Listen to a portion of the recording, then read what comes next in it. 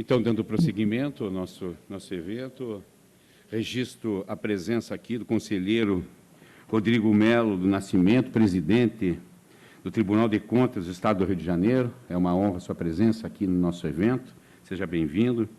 Então, teremos agora a exposição do ministro Augusto Nardes sobre com o tema Governança na Administração dos Tribunais, né? Ministro do Tribunal de Contas da União, é um gaúcho, filho de tropeiro, e é uma pessoa um ministro que tem muito conhecimento desse assunto de grande importância, que é a governança, que é aquilo que nos traz, né, as ideias, os alinhamentos, dentro de uma perspectiva de realização, né, que nos permite executar o nosso mistério, que é aquele de prestar uma justiça de qualidade dentro de um programa. Eu sempre digo que modificações com dinheiro,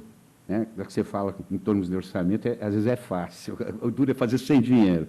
E aí nós precisamos de inovação, de criar novas ideias que permitam modificações estruturais, né, alinhado dentro de uma perspectiva da análise econômica do direito, ou seja, ter o mais com o menos, porque a escassez de recursos é tanta.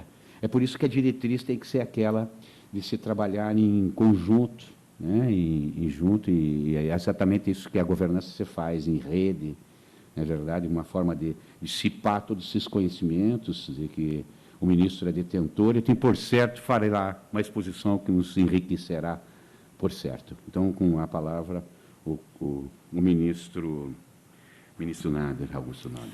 Obrigado, bom dia a todos, uma grande satisfação estar aqui nesse colegiado que é muito importante, como foi ressaltado há pouco por todos os senhores, especialmente na fala do Fernando, que fala da autonomia dos estados. Como eu sou lá do Rio Grande do Sul, o Rio Grande ficou 10 anos, na época da monarquia, lutando para ter uma independência, autonomia, mas, na época, acabamos ficando juntos, e estamos todos juntos, irmanados, e somos mais brasileiros, e a gente é um pouco arrogante até nisso, e é visto como arrogante pelo Brasil a todo, por sermos muito defensores das fronteiras lá do Rio Grande com o Uruguai, com a Argentina, onde que peleamos muito tempo, especialmente com os paraguaios, para poder manter a autonomia.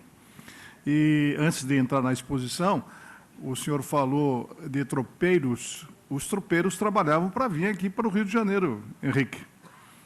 As mulas das missões da região da fronteira, passando lá por Cachoeira do Sul, na região do nosso amigo Voltaire, para trazer, era o Volkswagen da época, né? Vinha as mulas para cá para transportar ouro, diamante, não somente para cá, mas passando especialmente pela Lapa, pelo Paraná, Lages, Santa Catarina, e vindo para São Paulo. E eu sou oriundo de Tropeiros de São Paulo. Então, eu me orgulho muito quando vejo aqui a delegação de São Paulo, que a gente tem um pouco de tudo. O gaúcho é um pouco de tudo. Na verdade, o gaúcho é uma miscigenação de raças.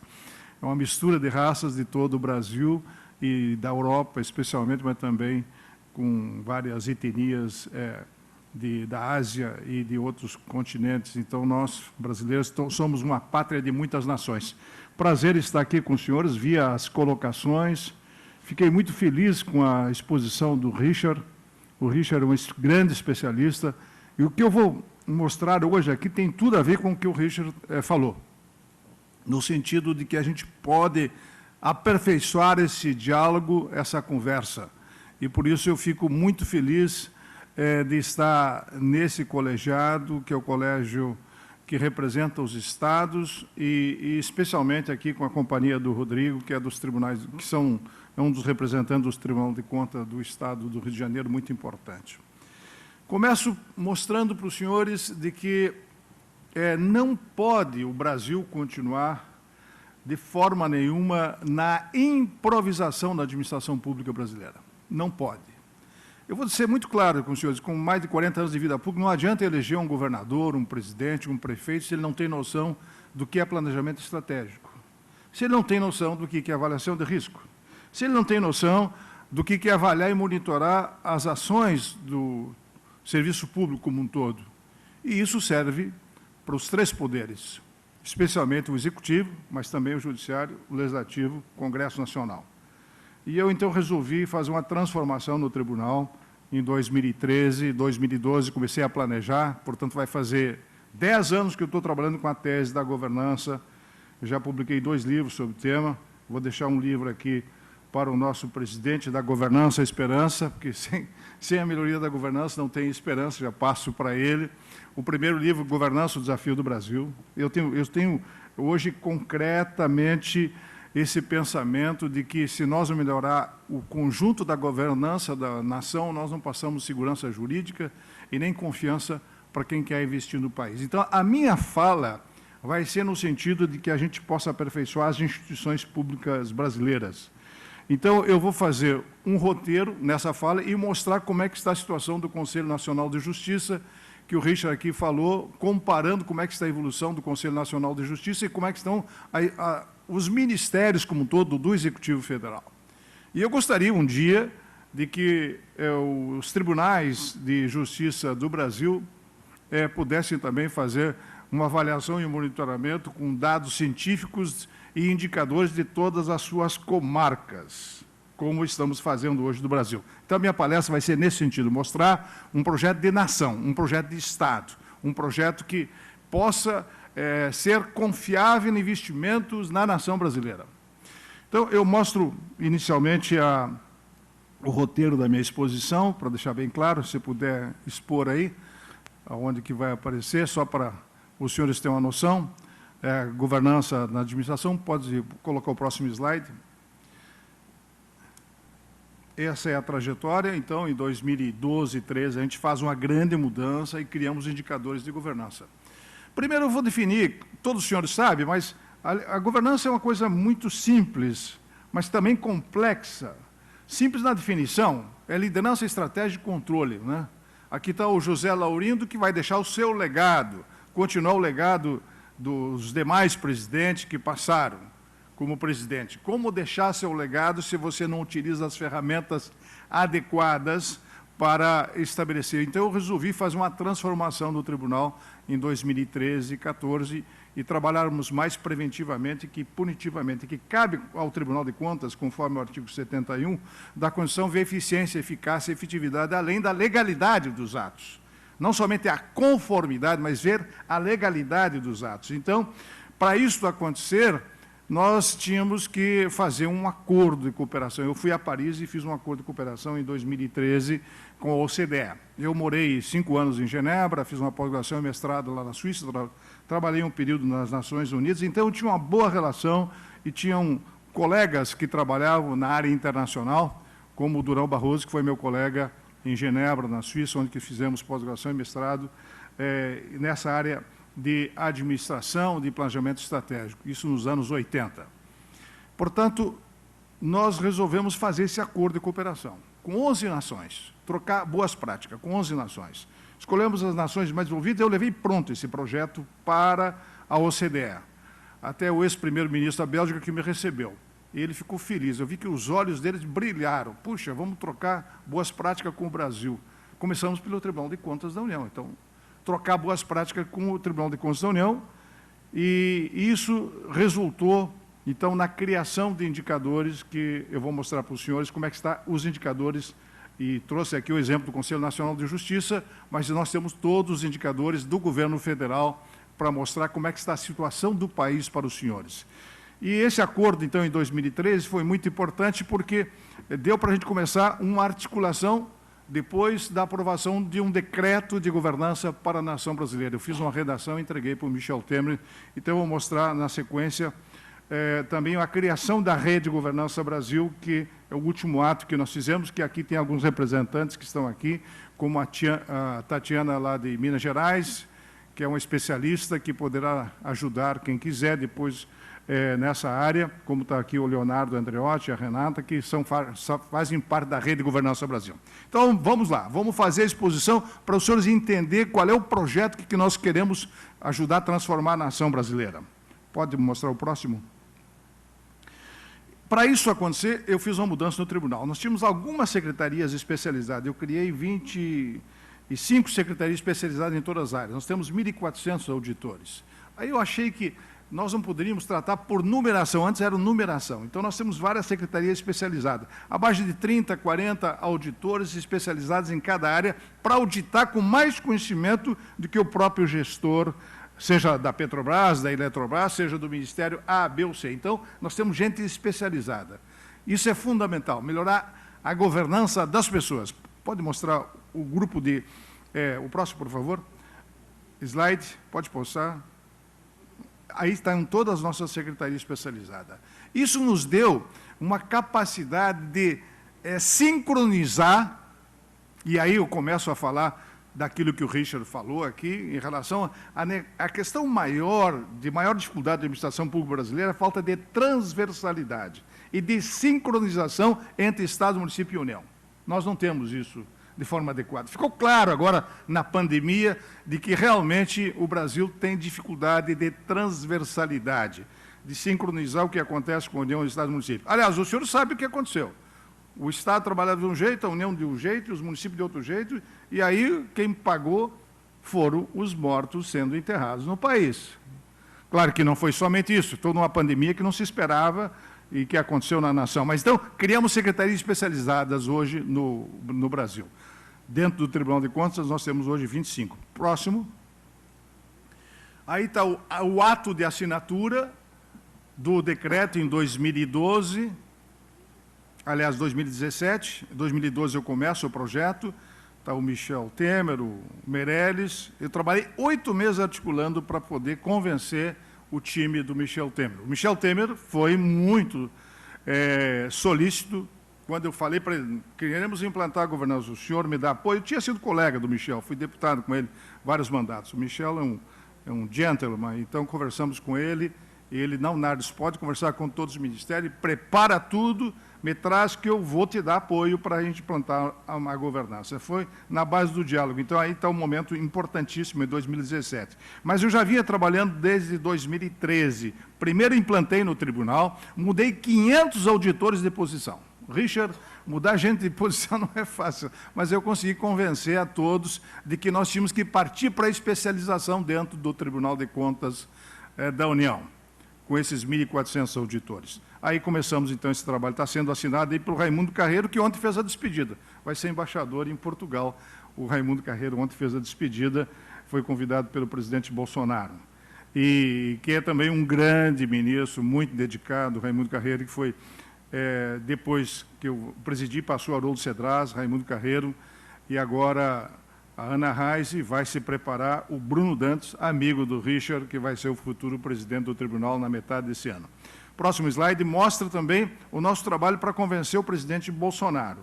O Bolsonaro aceitou a tese e reeditou o decreto, ele e o Mourão concordaram, me convidou, inclusive, para mim fazer uma palestra. Eu fiz um debate durante 2 horas com todo o time do Bolsonaro, com os 23 ministros, ficamos debatendo e consegui realmente avançar, e hoje eu vou mostrar os números para os senhores de como é que está a situação do país. Eu acho que isso é muito importante.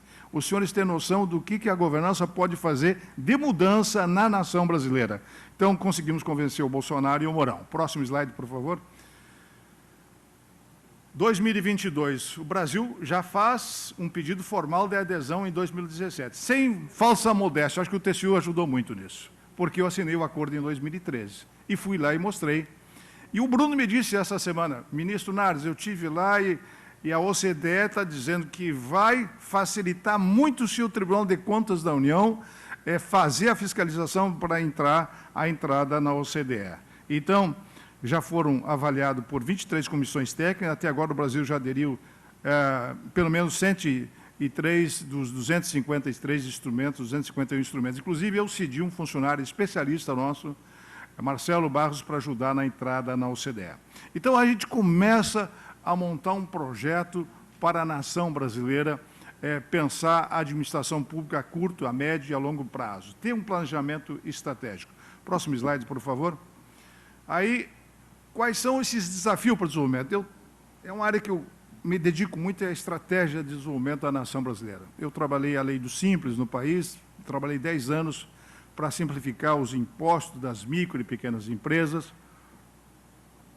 Fundei a Frente Parlamentar da Micro e Pequena Empresa, tive colaboradores parlamentares de todo o Brasil, foram 10 anos de luta.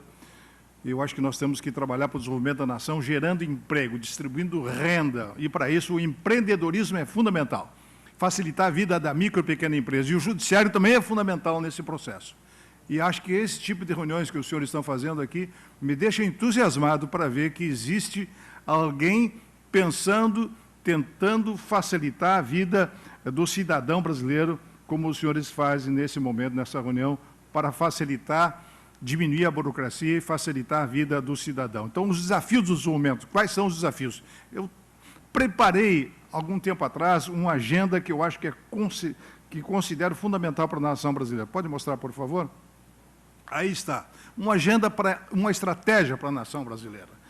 E buscar o desenvolvimento, que é a minha especialização. Como a gente pode desenvolver a nação com alguma perspectiva de transformação da nação para ela melhorar a sua competitividade. Porque governança é melhorar a competitividade das nações. Se você não melhora a competitividade, você não tem como competir com gigantes como a China, como a Índia e outros países que estão em ascensão.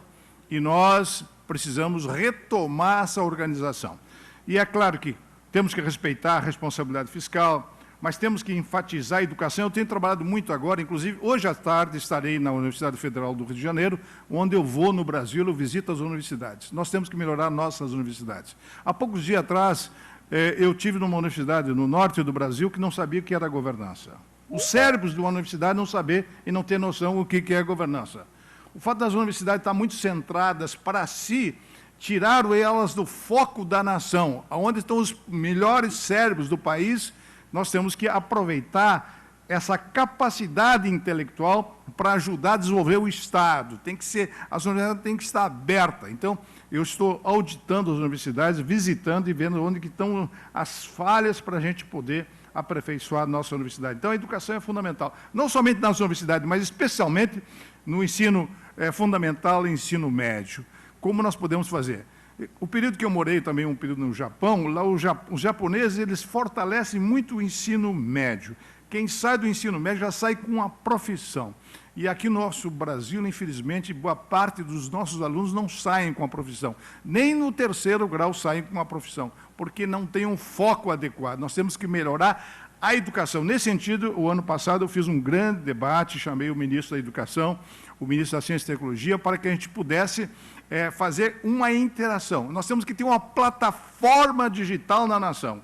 É inaceitável que mais de 3 milhões, 4 milhões de alunos ficaram sem aulas durante quase 2 anos agora. Isso é inaceitável. O que fazer com essa meninada que não tiveram oportunidade de estudar por falta de estrutura do próprio Estado brasileiro, seja nos estados, município e União?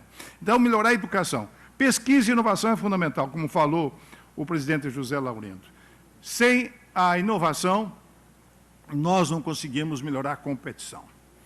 E não conseguimos avançar em termos de crescimento econômico, mas para isso tudo acontecer é necessário nós avançarmos, não somente nesse sentido de uma interação entre educação e tecnologia, mas também entre os demais setores que são fundamentais. Infraestrutura, por exemplo, eu vi recentemente, até comentei isso com o Fernando Siqueira, é inaceitável que nós não tenhamos ainda chegado a um acordo. Eu tive recentemente com o presidente da República e tive também com o presidente do Senado e da Câmara, pedindo que houvesse um pacto pela nação para reestruturar a nação. Se tivéssemos que quebrar um pouco a questão do teto, como os japoneses estão com 200% de endividamento, pudesse ser quebrado por um período curto, de 2 anos, 3 anos. Os japoneses estão devendo 200% do PIB. Os americanos, recentemente, fizeram um grande acordo de $1 trilhão entre republicanos e democratas para liberar dinheiro para a infraestrutura. E nós não tivemos a capacidade de diálogo ainda em relação a isso. Então, eu ressaltei para o presidente Bolsonaro, devo estar com ele, eu acho que nós temos que trabalhar o Congresso Nacional, o Judiciário, o Executivo e o Legislativo para um grande pacto para recuperar a nação. São 20 milhões de pessoas desempregadas. Então, a infraestrutura é importante ser retomada, como o saneamento, é muito importante retomar esse diálogo, para que a gente possa estabelecer uma política de desenvolvimento nacional.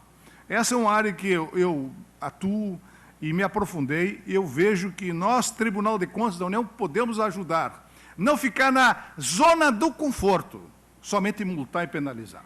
Nós temos que partir para um trabalho preventivo e orientativo para que o governo tome as decisões baseado em trabalhos técnicos. Então, o que eu vou mostrar para os senhores, na minha exposição, é esse sentido, de a gente fazer uma avaliação da inclusão social e regional, da racionalização do gasto público, para que a gente possa montar uma democracia com a coordenação federativa, que eu vi aqui o Voltaire falando, o Fernando Siqueira e tantos outros que se manifestaram, representantes de vários estados, especialmente lá do Estado Novo, do Tocantins, que eu vejo que isso é possível ser feito se a gente tivermos condições de implantar uma boa governança no conjunto da nação.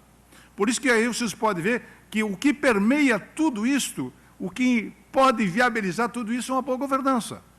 Sem uma boa governança não vai ter produtividade, não vai ter desenvolvimento, não vai ter diálogo, não vai ter nem em termos de transversalidade no Estado, na União e na federação como um todo. Então, a transversalidade é muito importante. Pode mostrar o próximo slide, por favor?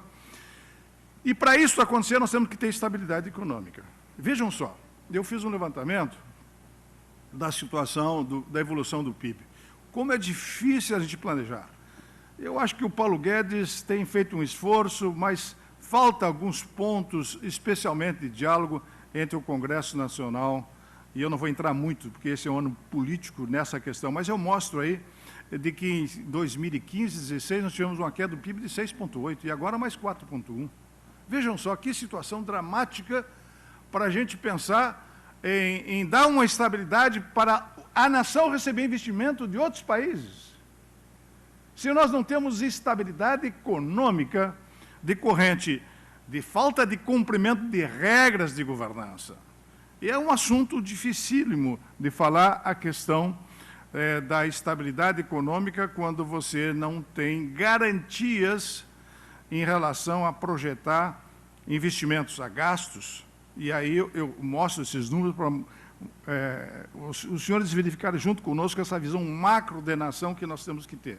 Eu tenho conversado muito com alguns economistas sobre esse tema, de como é que a gente pode buscar um caminho para a gente poder projetar a nação para 2030, 2040. E eu acho que o Judiciário tem que pensar isso. E talvez, com o conhecimento profundo que o Richard tem dessa área, o Conselho Nacional de Justiça, a gente possa estabelecer em conjunto um grande debate nacional. Por isso que a gente criou o Fórum Nacional do Controle, convidei o Fux para participar, já participou, inclusive, o Fux. Nós estamos já no 5º fórum para a gente discutir a questão da transversalidade do Estado brasileiro. E que a gente possa ter voos de médio e de longo prazo, e não voos de curto prazo. O próximo slide eu mostro de forma figurativa o que acontece no Brasil. Nós temos tido simplesmente uma situação em que a gente não enxerga longe, não enxerga de forma macro. Nós temos voos de galinha, voos de curto prazo, e improvisação total. Não pensamos como nação grande, pensamos como nação pequena, da base da improvisação. Chega disso! Não podemos aceitar mais isso. E aqui estão as cabeças mais importantes do judiciário do país. Os senhores são fundamentais nesse processo de fazer com que tenhamos essa visão macro de nação. Por isso, presidente José Laurindo, eu mostro essa figura de que a águia enxerga longe, mas hoje podemos falar o drone, né? O drone está mais adequado que a águia, para a gente poder enxergar. Eu que sou produtor rural, hoje nós estamos usando drones para poder ver as doenças na lavoura, né? Agora que estamos se aproximando de uma colheita, apesar da grande perda que tivemos no Rio Grande do Sul e no Paraná e Santa Catarina com a seca, e em Minas Gerais choveu muito, eu estou lá em Minas Gerais. Mas a gente tem que ter essa visão de médio e longo prazo. Então, nós temos que preparar o Brasil para 2030, para 2040. Como preparar isso se você não usa as ferramentas da governança? O que eu vou mostrar agora para os senhores são como nós podemos pensar numa estratégia de nação. Pode mostrar o próximo, por favor? Aí já tem os indicadores de governança. No momento que nós começamos a avaliar isto, essa questão, são 381 instituições que estão mostrando para os senhores. Vendo o quê? Vendo a governança em relação à liderança, estratégia e controle. Liderança, estratégia e controle, que são palavras-chave para a governança, né? Liderança, estratégia e controle. O líder, o José Laurindo, o Henrique, presidente do Tribunal de Justiça do Estado do Rio de Janeiro. Enfim, cada um pode exercer a sua liderança, mas para isso acontecer, ele tem que ter uma noção de governança de pessoas. Se ele não tem uma boa estratégia de governança de pessoas, se não tem um bom treinamento da governança de pessoas, você não vai fazer a entrega de bom resultado.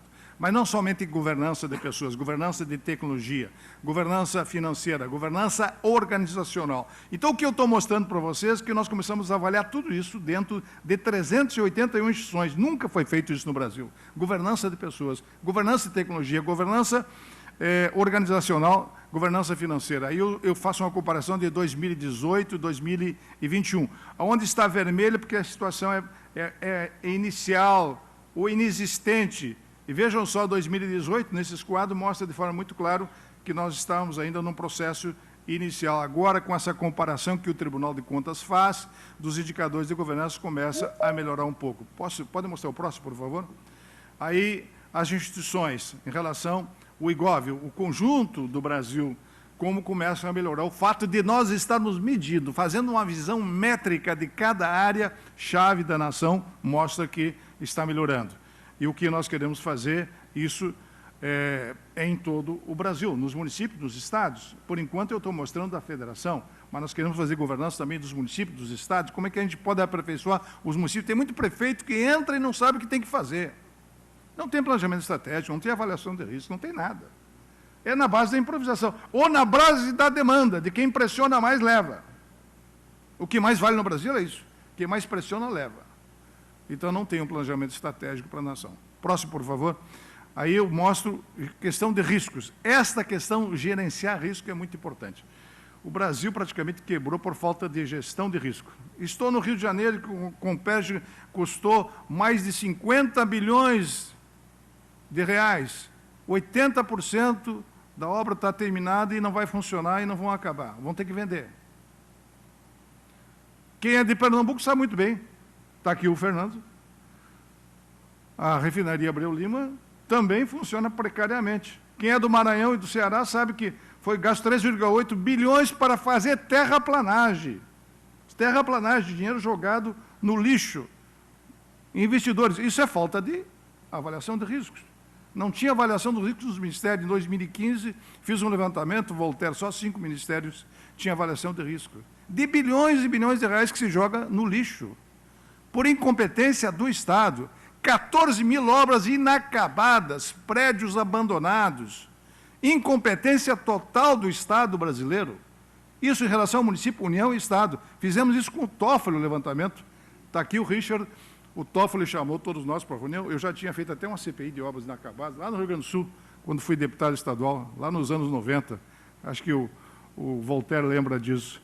Então, eu já tinha consciência disso, quando fui deputado federal, fiz uma CPI, agora fizemos um levantamento, 14 mil obras inacabadas. Sabe quanto de dinheiro jogado no lixo? 155 bilhões de reais. E esse é o Brasil, da base da improvisação, da base da desorganização. Vamos continuar como isso?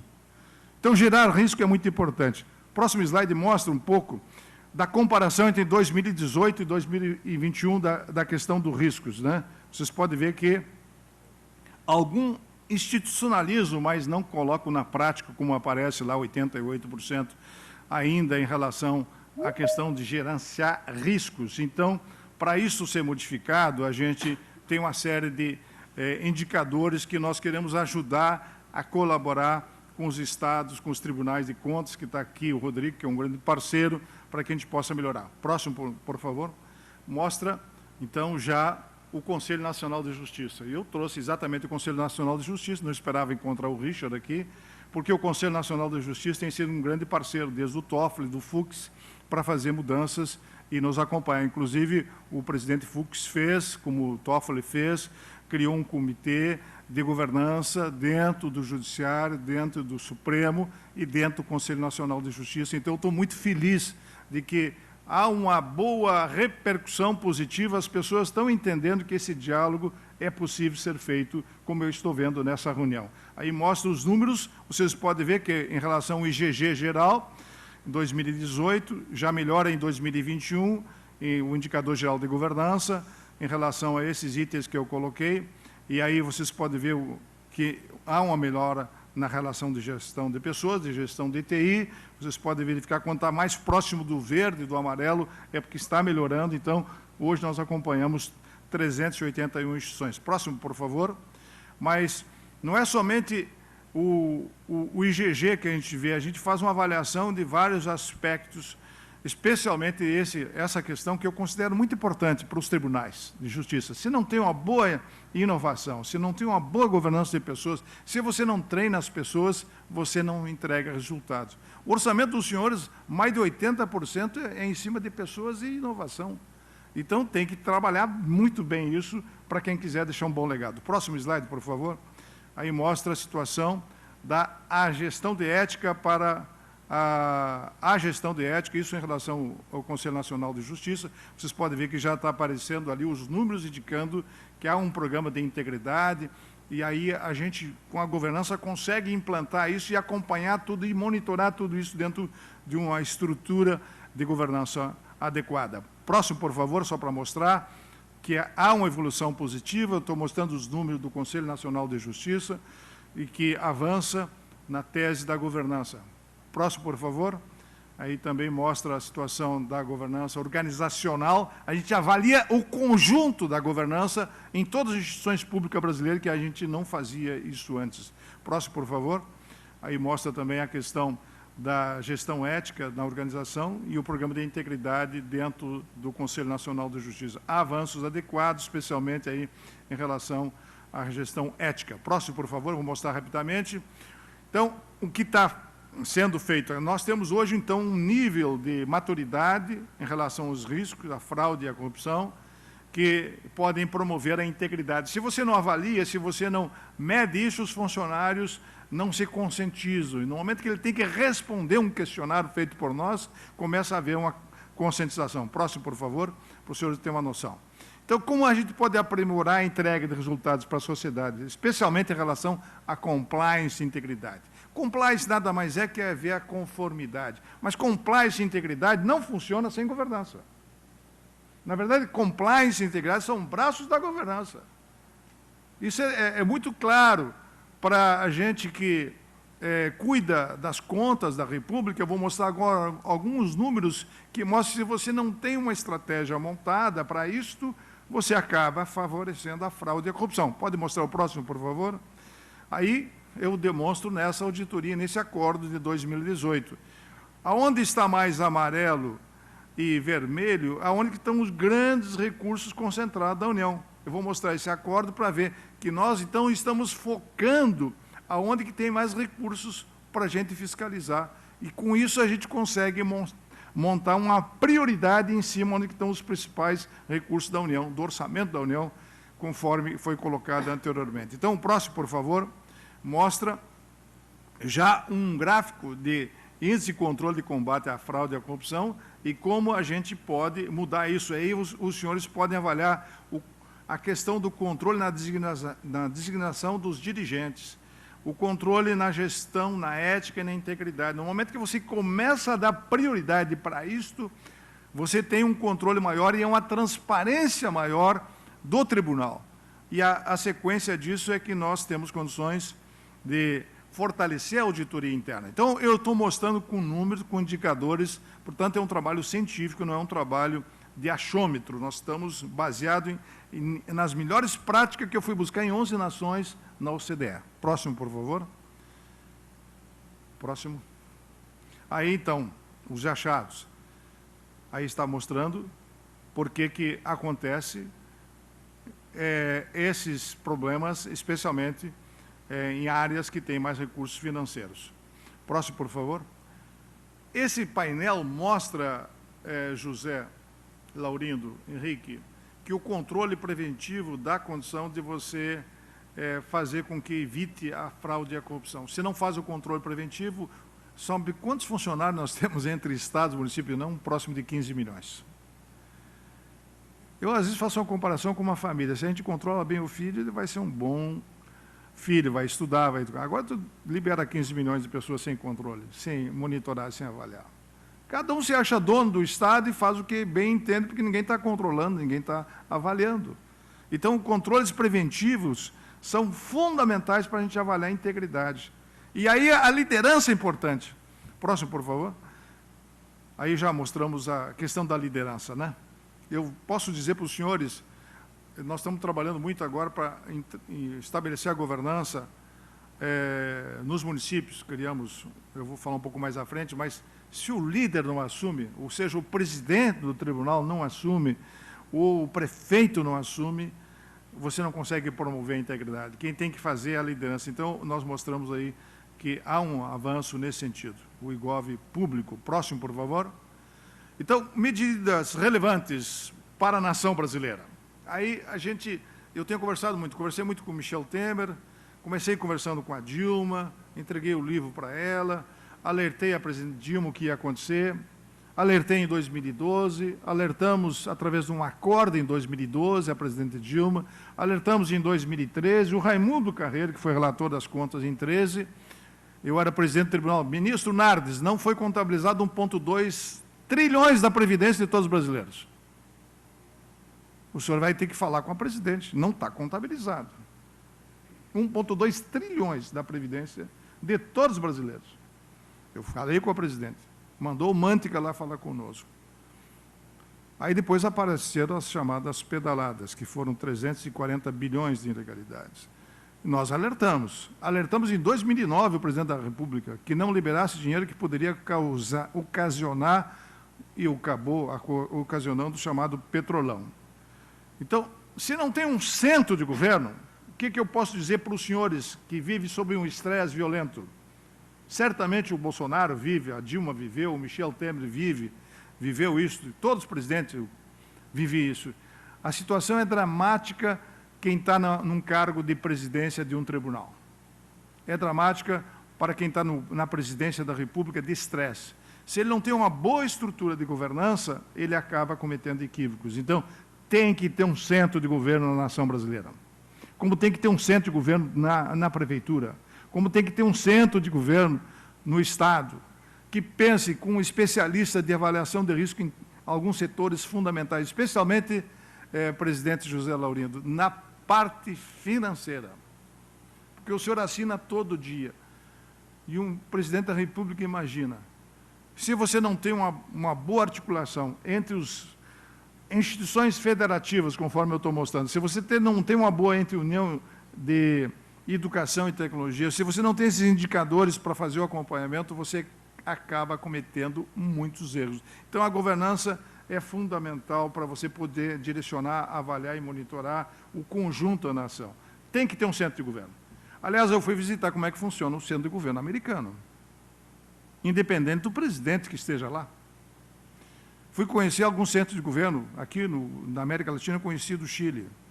Também eu morei um tempo no Japão, conheci como é que funciona o centro de governo. Nós temos que ter centro de governo, que pensa estrategicamente a nação. Como o Conselho Nacional de Justiça é um centro de governo dos senhores. E, para isso, esse diálogo que eu vi aqui o Richard colocando, alguns aspectos, é muito importante. E as reclamações e as ponderações dos senhores são importantes.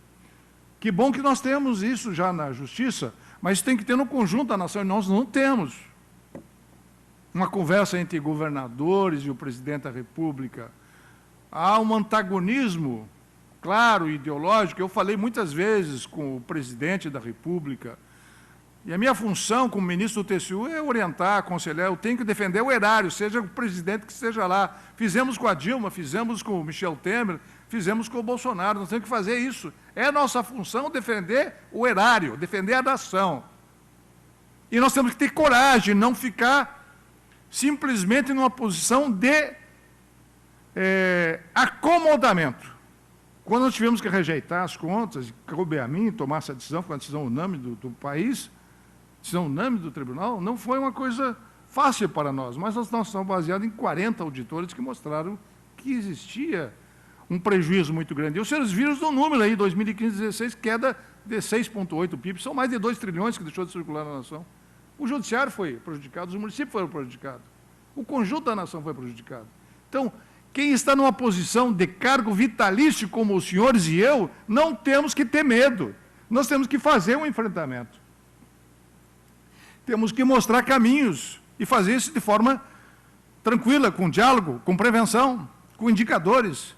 E por isso que eu estou mostrando que a governança é a solução para a nação. Não adianta mudar presidente, não adianta mudar governador, não adianta mudar se você não tem ferramentas adequadas para administrar um gigante como o Brasil, próximo de 220 milhões de pessoas.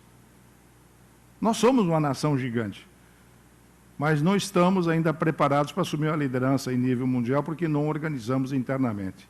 E a governança pode nos ajudar a organizar. Próximo slide, por favor.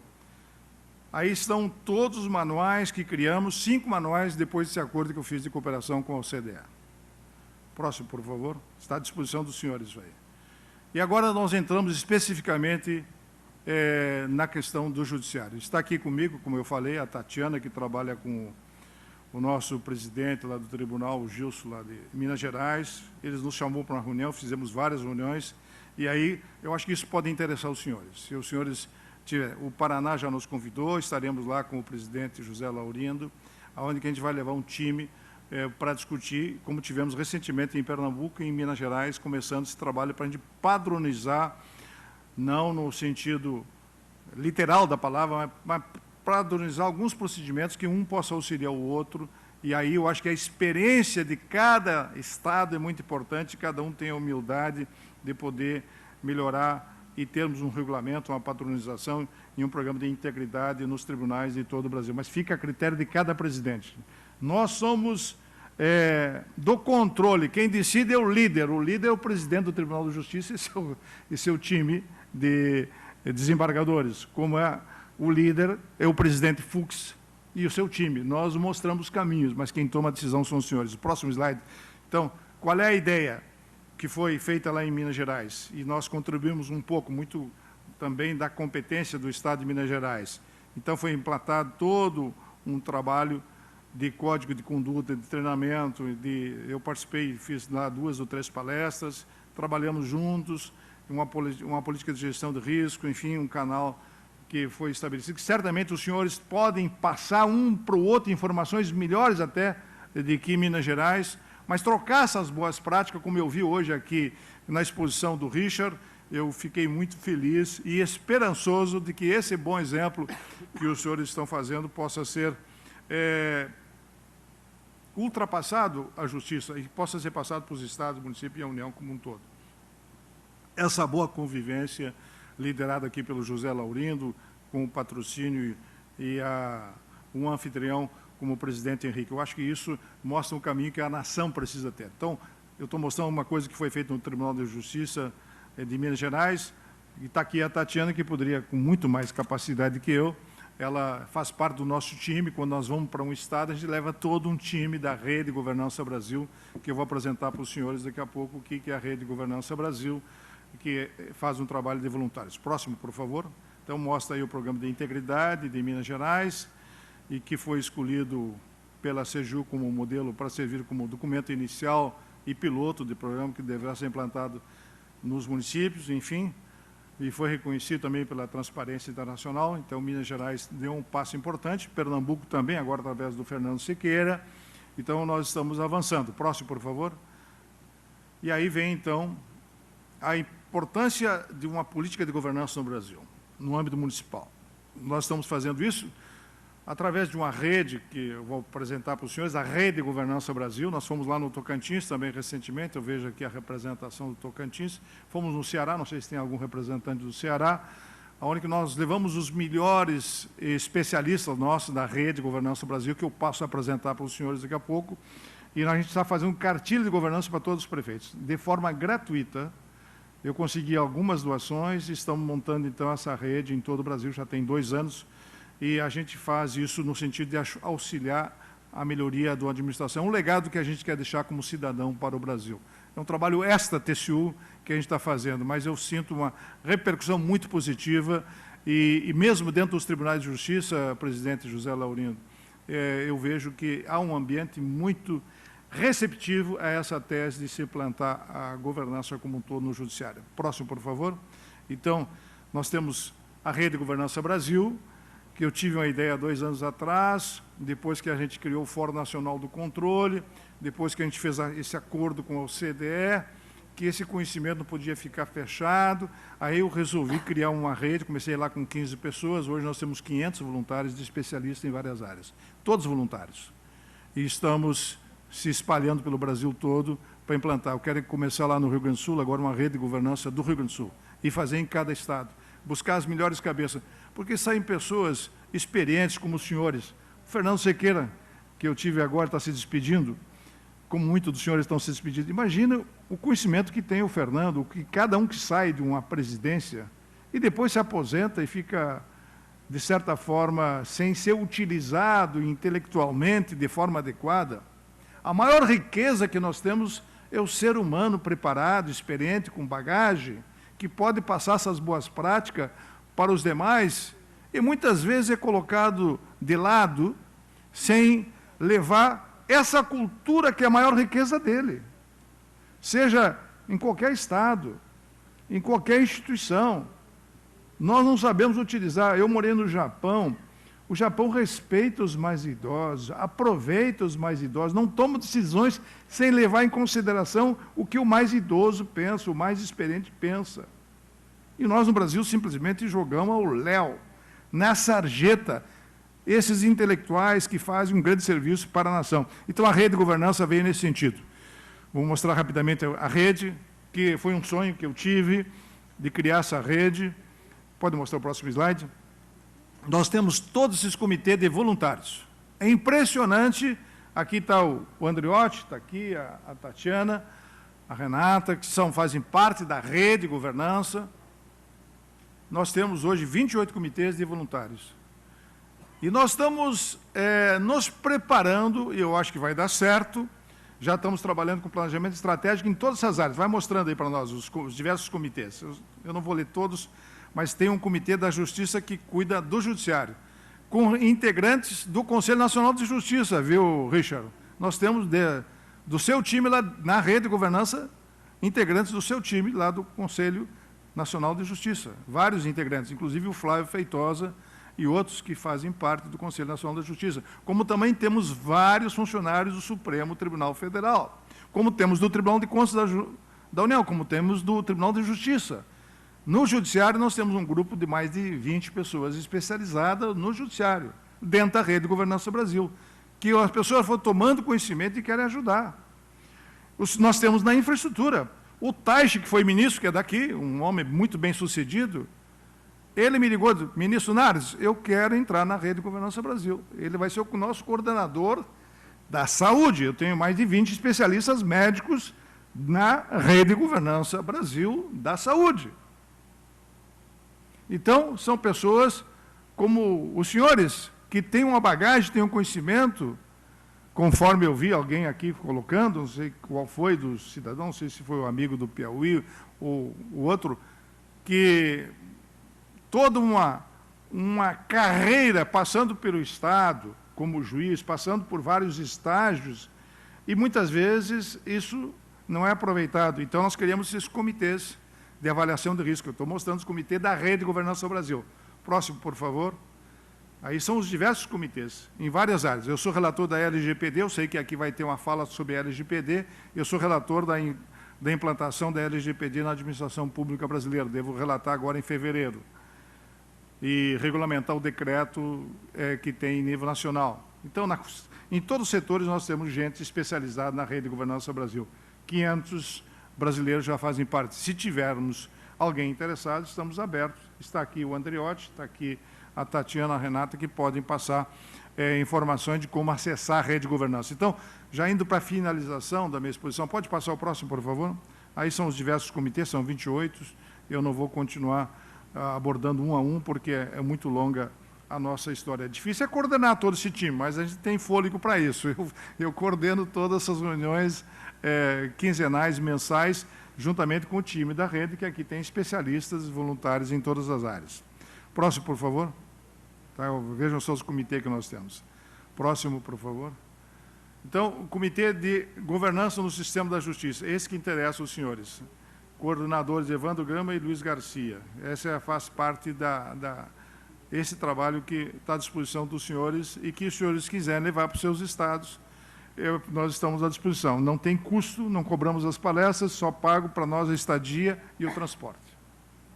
E eu não cobro as minhas palestras também. Eu uso essa estrutura para a gente divulgar a tese. Próximo, por favor, próximo slide.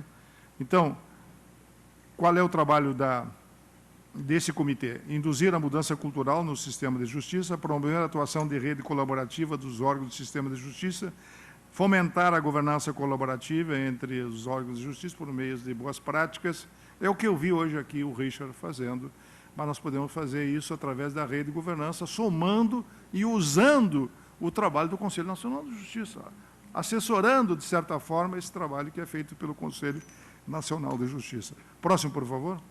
Então, aí, nós fizemos esse primeiro fórum lá em Minas Gerais, que, inclusive, o presidente Henrique teve lá uma participação, um vice-presidente seu esteve lá, e que ficou muito entusiasmado. Eu disse que viria para cá e fico muito feliz com o convite aqui do José Laurindo. Tivemos lá em Pernambuco, então, que já está sendo feito o segundo fórum, podemos fazer o terceiro, que vai ser no Paraná, e assim... Pode mostrar o próximo, por favor? Então, governança no Poder Judiciário, é a nossa fundação da Rede de Governança Latino-Americana. Estamos expandindo. O nosso amigo Fernando Sequeira recebeu muito bem o controlador da Colômbia. Já instalamos uma governança na Argentina. Eu tenho alguns amigos, já estamos instalando na Colômbia, ou instalando no Chile e no Peru, para que a gente possa conversar sobre todos os temas estratégicos. Aí eu faço uma crítica a todos os presidentes. Eu acho que falta visão de Estado, da importância que o Brasil tem na América Latina, e nós não usamos isso de forma adequada para melhorar nossa governança de fronteira, por exemplo, onde que anda o tráfico. Eu sou muito claro nisso, mandei fazer várias auditorias. Falta uma estratégia de desenvolvimento sustentável na América Latina, que nós temos um comitê que trabalha muito, que está aqui a Renata, dentro da Rede de Governança Brasil. Falta uma estratégia da nação como um todo. Falei com o Itigói no governo anterior do Michel Temer, falei com o general Heleno. Nós temos que melhorar a governança de fronteira, porque o tecido social do Brasil está sendo corrompido, e os senhores que são juízes sabem disso. O tráfico é o grande problema da América Latina, e nós somos um grande corredor, e não temos boa governança de fronteira. Esse é um dos temas que eu estou abordando. E, então, nós temos essa resolução do Conselho Nacional de Justiça, lá em 2020, temos uma portaria que institui esse comitê. Estou mostrando esse trabalho feito, pode mostrar o próximo, esse histórico do Conselho Nacional de Justiça, para a gente poder trabalhar em conjunto com esses fóruns que vamos fazer e trabalhar com os senhores, desde que os senhores aceitem a sediar esses eventos, e nosso time de especialistas estará à disposição para ajudar, com funcionários dos próprios tribunais especializados. Mas o que nós queremos é trocar essas boas práticas sob o comando e a liderança desse colegiado que nós queremos nos colocar à disposição, presidente. Estamos aqui exatamente para isso, para nos colocar à disposição, para que a gente possa trabalhar em conjunto para ajudar o país. Próximo, por favor. Então, esse do Paraná, agradeceu muito a liderança e estamos abertos a outras candidaturas que queiram participar. Já indo para a finalização, então, da minha exposição, próximo, por favor. O que a gente quer com isso? Estabelecer a esperança. Pode ir mostrando aí para mim? A esperança só se consegue, meus amigos, se tiver uma boa... Pode mostrar o próximo? Estratégia de desenvolvimento. Pode mostrar o próximo? Para isso é necessária inovação. Para a inovação acontecer, você tem risco, como vivemos a pandemia, vamos ter o risco agora, como tivemos lá no Rio Grande do Sul, Voltaire, o risco tecnológico, que certamente vai avançar cada vez mais. E para isso nós temos que estar preparados. A avaliação de risco. Por isso que eu estou trazendo aqui todas as ferramentas de avaliação de risco, um manual de avaliação de risco, que os senhores podem utilizar, está à disposição. Para poder transmitir o quê? Confiança. Com confiança, você atrai investimentos. Mas, para tudo isso ter e acontecer, tem que ter governança. Então, por isso que eu coloquei o livro da Governança e Esperança. Esse é o sentido da nossa exposição. Nós somos sonhadores. Eu sonho com um grande Brasil. Eu amo esse país. E como todos os senhores amam, cada um o seu estado e o seu país. E nós temos que nos organizar e ter coragem de fazer essas transformações. E a liderança de cada um dos senhores é que faz essa transformação. Por isso, o presidente José Laurindo e Henrique, que estão sediando esse evento, nós estamos aqui com o Rodrigo, que é mais jovem, eu que já estou mais para me aposentar futuramente, mas não vamos perder jamais essa garra, essa perseverança, essa persistência de ver cidadãos como os senhores se reunindo e buscando uma projeção para termos projeto de nação, de Estado, não para 2022, mas pensar para 2030, 2040, projetar, usando a tecnologia, usando a inovação, mostrando que nós temos condições de exercer uma liderança em nível mundial. E para isso nós estamos hoje já preparando para essa eleição no segundo turno e apresentar um projeto em cada setor, através dos nossos 28 comitês, do que é a prioridade para a nação. E eu estou fazendo uma provocação para o meu amigo Bruno Dantas, Richard, de fazer uma auditoria mundial. Vamos assumir a Intosai. Sabe o que é a Intosai? É o Organismo Mundial do Controle. São 192 países. E eu propus para ele fazer uma auditoria de proteção ambiental, mostrar que o Brasil está avançado em relação à proteção ambiental. Porque hoje nós dependemos do agro. Se nós não mostrar para o mundo o que nós estamos fazendo, em termos de desenvolvimento sustentável, o mundo vai nos bloquear. Então, já está tudo preparado, já fizemos na América Latina, em 2013 e 2014, eu fiz uma auditoria de desenvolvimento sustentável, de proteção de áreas de parques de reservas. Me inspirei aqui no Rio de Janeiro, presidente Henrique, quando eu vi Rio+20, falava tanto de desenvolvimento sustentável. Daí diz, olha, vamos fazer uma auditoria para ver se tem desenvolvimento sustentável. Daí eu comecei fazendo em toda a Amazônia, em 2013. Em 2014 fizemos, já na América Latina, eu assumi a presidência da Organização Latino-Americana dos Tribunais da América Latina e Caribe. Em 2014 fizemos na América Latina, e agora nós temos indicadores de toda a América Latina, das áreas de parques de reserva, conforme o Tratado de Aichi, do Japão. Richard estabelece que cada país tem que ter 17% de preservação de áreas. Nós estamos acima disso, o Brasil está acima disso, a América Latina está acima disso, com exceção da Argentina, que tem alguns problemas. Nós estamos acima disso. E nós podemos fazer, então, agora convidamos Portugal e Espanha, e fizemos uma auditoria para ver se eles têm preservação acima de 17%. Então, Portugal e Espanha já participaram na última auditoria conosco. Agora nós vamos preparar, já que o Bruno vai assumir, eu comecei a articular lá em 2012, para nós presidir o Sistema Mundial do Controle, nós vamos presidir por 3 anos. O Bruno vai ser a nossa grande estrela, vai ser o presidente da Intosai, e eu vou ser assessor dele como colega, como ministro, para ajudar a montar essa auditoria mundial de preservação ambiental e de proteção do clima, e mostrar que nós, brasileiros, sabemos trabalhar com agricultura sustentável. Hoje nós temos plantio direto que mantém muito o meio ambiente, mas nós temos que fazer o produtor entrar. Por isso nós estamos plantando e recuperando as nascentes lá no Centro-Oeste. Comecei na minha propriedade, estou plantando 80 mil árvores, e que virou um programa nacional agora, de águas brasileiras. Nós temos que produzir água, não somente produzir alimento, porque sem a água não tem alimento. Então, irrigar, fazer trabalho junto, trabalhar em conjunto. E os senhores são fundamentais nesse processo.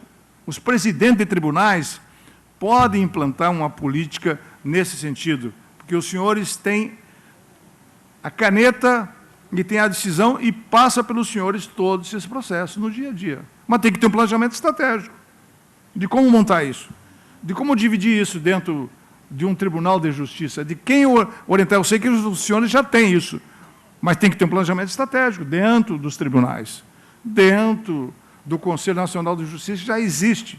E o TCU está trabalhando nesse sentido, fazer prevenção, pensar como nação, pensar a médio e a longo prazo. Por isso, meus senhores, agradeço muito o convite, fiquei muito entusiasmado de estar aqui, eu sou uma pessoa otimista, eu penso positivo o tempo todo, a gente não pode perder a esperança, porque quando a gente perde a esperança, a vida perde o sentido. Temos que ter esperança. Desejo ao senhor José Laurindo uma grande gestão, conte comigo, conte com o Tribunal de Contas da União, para estarmos juntos. Muito obrigado.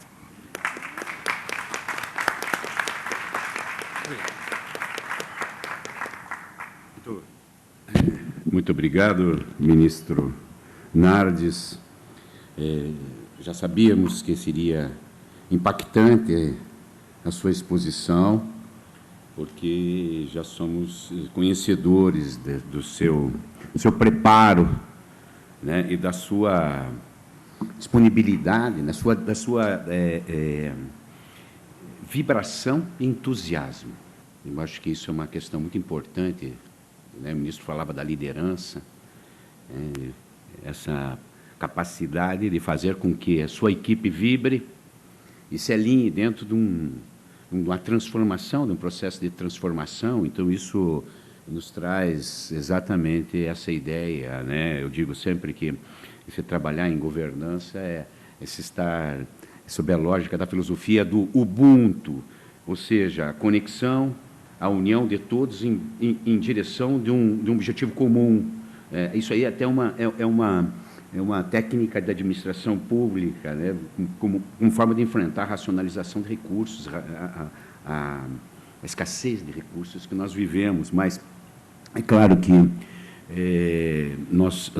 a gestão dos tribunais, claro, os planos de ações dos presidentes, eles têm como fundamento a estratégia nacional do Poder Judiciário, né? Isso tudo nos traz como dever a implementação dessa política de governança, né? Cada vez mais perseguindo, claro, a capacitação, por isso que eu digo, a capacitação, Fernando sabe muito bem, como diretor, e outros também, presidentes que passaram na direção das escolas da magistratura, que o maior instrumento de transformação é a educação, é a capacitação. Quanto é importante, aliás, é uma das nossas ações, formar uma cabeça pensante em termos de direção, né? Mas nós já temos algumas experiências dos tribunais, ministro Nardes, alinhados dentro dessa política de governança, de gestão de pessoas, gestão de riscos, né? E sobretudo, atendendo a diretrizes do CNJ, né? São as políticas públicas boas do CNJ que nos permitem também caminhar nesse sentido, com a formação dos chamados laboratórios de inovação, e também lá no Paraná nós criamos o Ateliê de Inovação, que atuam, então, em todas essas frentes, essas vertentes ligadas, sobretudo, à gestão de pessoas. Me parece que, na administração pública, claro que as concepções de empreendedorismo, de inovação dentro do mercado, da iniciativa privada, tem a mesma leitura, mas, na administração pública, ela tem uma perspectiva um pouco diferente. Porque a gestão de pessoas, no que diz respeito a essa, leva, antes de mais nada, porque a questão do pessoal no Poder Judiciário, nós sabemos que é um custo enorme, é o ativo de maior valor de todas as organizações, e são bem remunerados, né? Então, isso traz todo um controle da responsabilidade fiscal. Nós sabemos o limite prudencial que vivemos, cada vez mais as datas bases, como os tribunais, dentro do seu orçamento, são oprimidos nessa. Mas eu vejo que a principal atuação do líder, qual o ministro é um grande líder, né, que consegue fazer com que os seus liderados, então, se sintam úteis nesse processo de transformação. O entusiasmo causado para que... É o treinador de futebol que faz com que o jogador jogue na melhor posição, é a noção de pertencimento daquilo que você persegue, daquilo que você quer. Então, é claro que as boas práticas, elas são muito válidas nesse sentido, né? A troca de ideias vejo que as escolas de magistratura, as escolas, elas estão preocupadas principalmente sobre a capacitação dos problemas internos, dos problemas... claro que existe toda a perspectiva de capacitação no campo jurídico, no campo social, mas exatamente o ateliê de inovação, os laboratórios de inovação têm sido cada vez mais úteis no sentido de resolver problemas específicos daquele tribunal. Então, a gente vê aí a necessidade de se fazer observatório de dados dentro do ateliê de inovação. Por exemplo, no exemplo do Paraná, nós temos 3 salas, uma modelagem, sala sprint, resultados e capacitação, e ali nós temos o observatório de dados, que tem dado os resultados por os indicadores de governança. Então, através do BI, então, se identifica todas a problemática, onde existem temas, o controle de todas as unidades, em termos de gestão, em termos de duração média de processo, em termos de remuneração, em termos até de tipagem sanguínea do magistrado, do servidor, que às vezes precisa de um atendimento, é uma radiografia de todas as unidades, né? Mas os dados também, é preciso que você saiba que os dados não são informações, é preciso que sejam transformados, haja leitura dos dados. Isso é a importância dos observatórios de dados, né? E, claro, todas essas questões estão presentes em todos os tribunais e é nesse sentido que se caminha para uma uniformidade, a troca de boas práticas. Por isso que quero agradecer a sua exposição brilhante, sabíamos que seria de grande utilidade, que nos enriquece e nos contamina essa vibração, esse entusiasmo, de todas essas conexões, né, e que se faz em torno da transparência, da integridade, da conformidade, do accountability, quanto é importante essa aproximação do judiciário com a sociedade.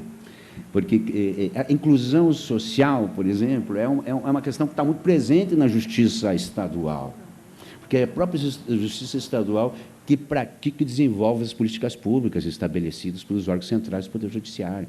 Então, toda essa questão de se pensar nos tribunais através de um chapéu pensador, ele traz essa possibilidade de desenvolver programas de inclusão social, como vários tribunais. Aqui o Rio de Janeiro é um exemplo, temos vários tribunais, né? Os tribunais estaduais, citaria vários aqui, das atividades de inclusão social que tem sido feito, porque isso é o desenvolvimento social, isso faz com que nos estejamos atrelados com a Agenda 2030, isso faz com que tenhamos desenvolvendo práticas no sentido de alinhar dos objetivos de desenvolvimento sustentável e da grande transformação que precisamos por um novo modelo que atenda esses objetivos, né, de todos os princípios de governança que são necessários para a administração do Brasil melhor, o futuro melhor.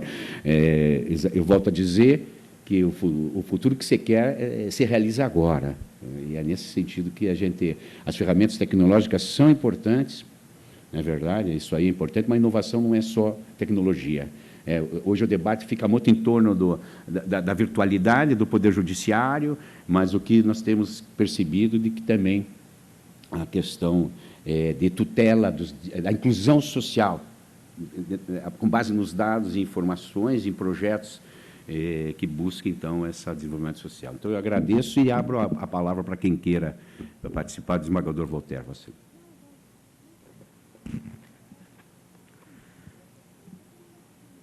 Eu gostaria inicialmente de saudar o ministro Augusto Nardes pela sua brilhante exposição. Eu já tive a oportunidade, agora recentemente, de ouvi-lo quando ele fazia uma exposição, e eu estive em Brasília, quando ainda presidia o Conselho dos Tribunais de Justiça, quando da reforma administrativa, numa audiência pública, e estava lá o relator, presidente também da comissão, e o relator Arthur Maia. Eu creio que esse tema ele é extremamente relevante, mas eu gostaria de trazer um depoimento que às vezes não são encontrados esses depoimentos em livros, enfim, que eu acho que é importante que todos os colegas aqui saibam. O ministro Augusto Nardes, ele foi deputado estadual e na Assembleia Estadual Constituinte, quando deputado estadual no Rio Grande do Sul, ele foi relator na Assembleia Estadual Constituinte e lá contribuiu decisivamente para o aperfeiçoamento das estruturas do Poder Judiciário e do Ministério Público. Então, eu acho que é uma questão de justiça se fazer esse registro aqui. E depois, como deputado federal também, foi um dos mais destacados e sempre com a visão institucional superior. Eu creio que isso é muito importante também que se diga aqui, a bem da verdade. Eu quero deixar aqui uma pequena contribuição a título de sugestão a este colegiado, que para nós darmos assim um caráter institucional, talvez fosse o caso do próprio CONSEPRE estabelecer aqui assinar um convênio ou um protocolo de intenções com essa rede de governança Brasil, né? E, com isso, ela teria um caráter também pedagógico, a importância desse colegiado, e que, por certo, isso iria dar mais segurança ainda para que os presidentes de tribunais de justiça do Brasil pudessem incorporar nesse movimento tão importante, tão significativo. E, por último, eu, sem ser saudosista, mas talvez querendo ser, por paradoxal que pareça, né? O ministro Augusto Nardes trouxe uma questão assim importante que eu me lembrei da história do nosso Brasil, que foi um dos poucos países que eu conheço no mundo, porque se a gente vai nos Estados Unidos, se a gente vai na Europa, se a gente vai na Ásia, a gente vê as ferrovias, né? Aquilo que antigamente chamava trens de passageiros, e que nós, lamentavelmente, conseguimos liquidar nesse país. Partia, ministro Nardes, desde Santo Ângelo, da sua terra, até chegar em São Paulo, aquele trem paulista. Meu caro presidente Ricardo, hoje não existe mais. Um país com a nossa extensão territorial, conseguimos liquidar com as ferrovias. É lamentável isso. É um pequeno registro. Muito obrigado.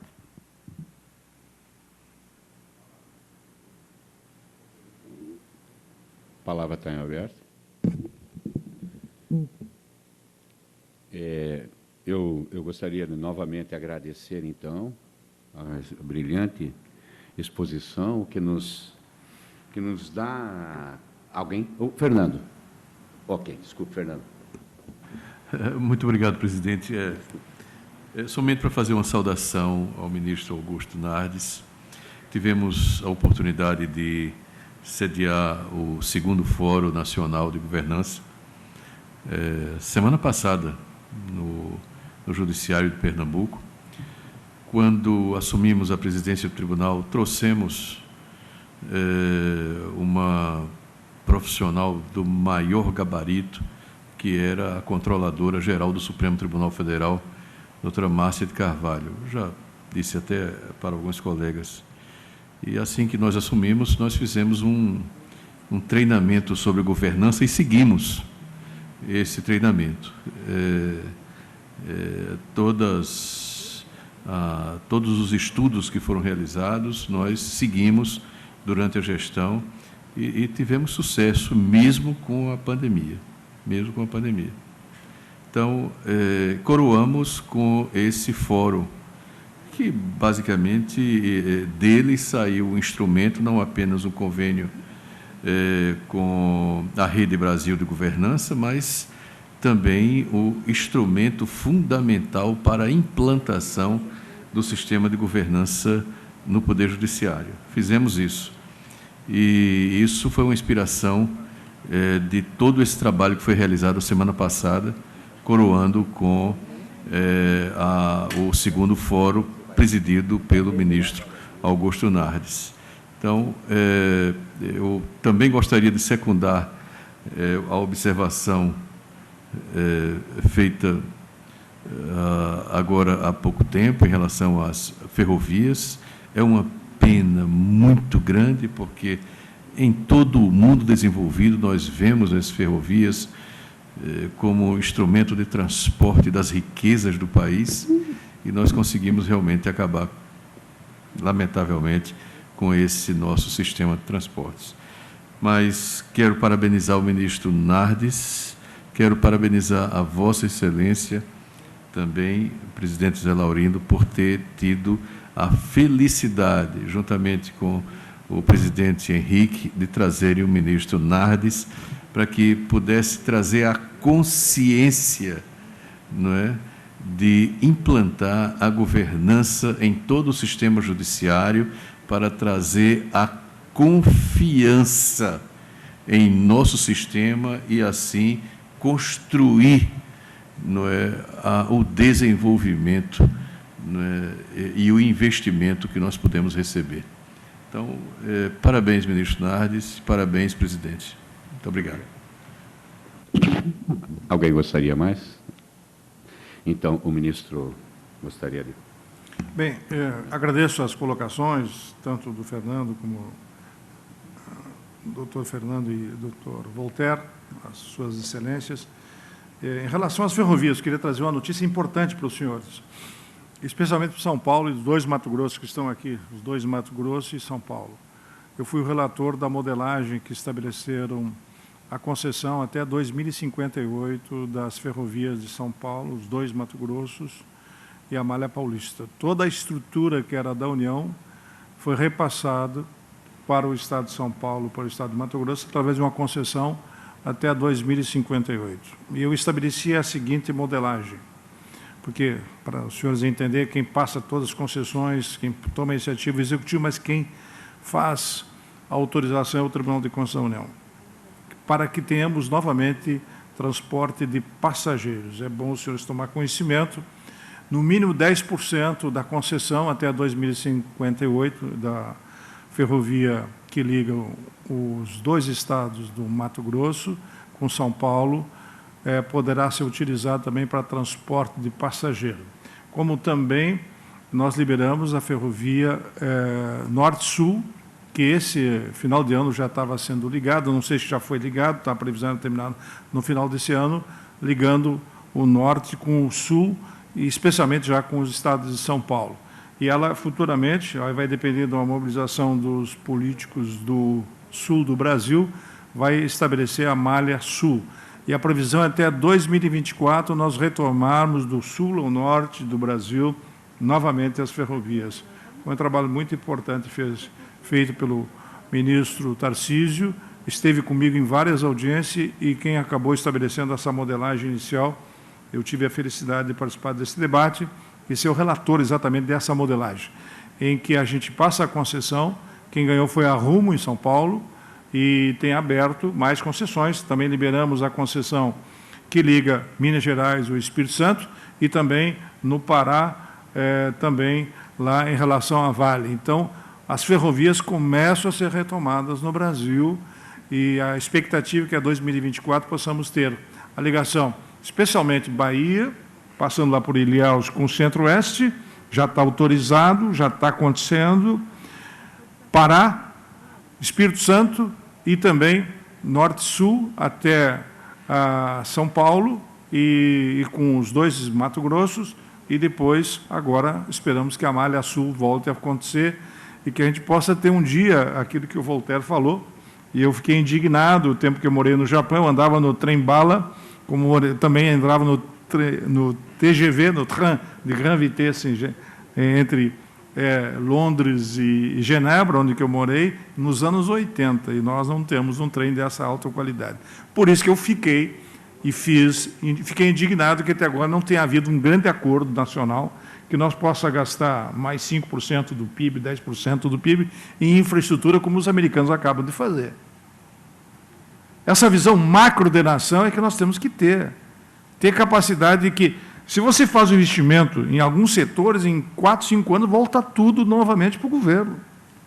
Mas nós temos que ter capacidade de diálogo, essa visão de nação que falta, infelizmente, o país avançar. E que nós temos que pressionar os nossos líderes maiores para tomar essa decisão. Eu tenho feito a minha parte, pressionado, mas não é fácil no momento que estamos vivendo, mas, de qualquer forma, fico feliz que aqui eu encontrei um fórum que a gente pode avançar na justiça. Então, me cabe agradecer especialmente o presidente Henrique e a liderança do José Laurindo e de todos os senhores, e especialmente Minas Gerais e Pernambuco, que já começaram, e agora o Paraná, para que a gente possa estabelecer.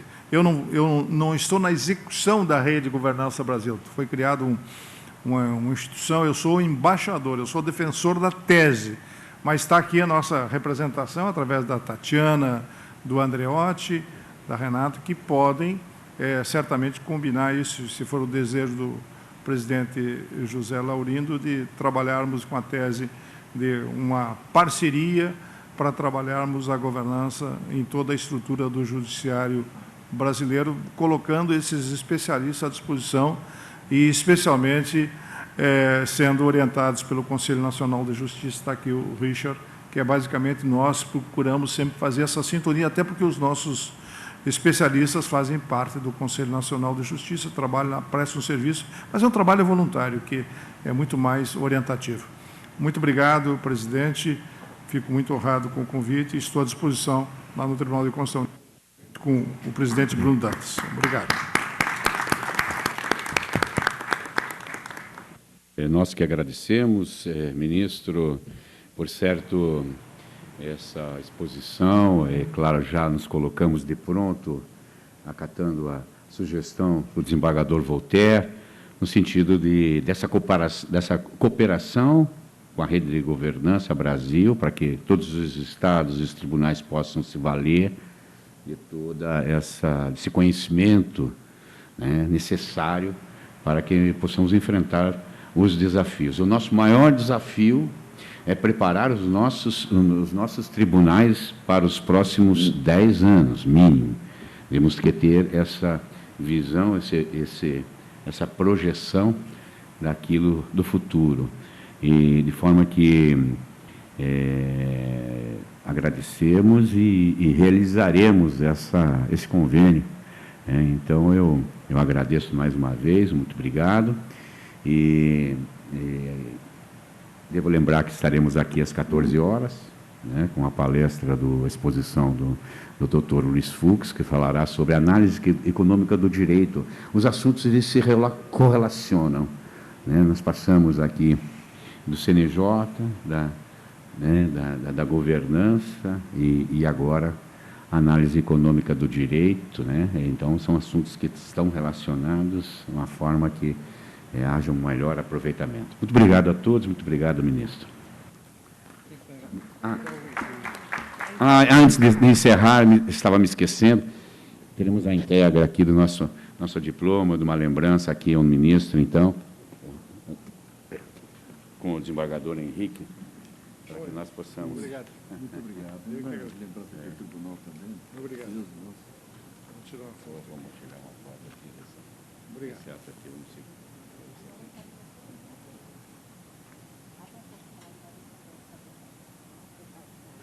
Maravilha. Obrigado. Obrigado, viu? O rei estava com fila, né? O rei estava com fila, querendo. Medal. Claro, eu 5 minutos. fiz aqui. Não achamos, cara. Chamuscado. Eita. Certo.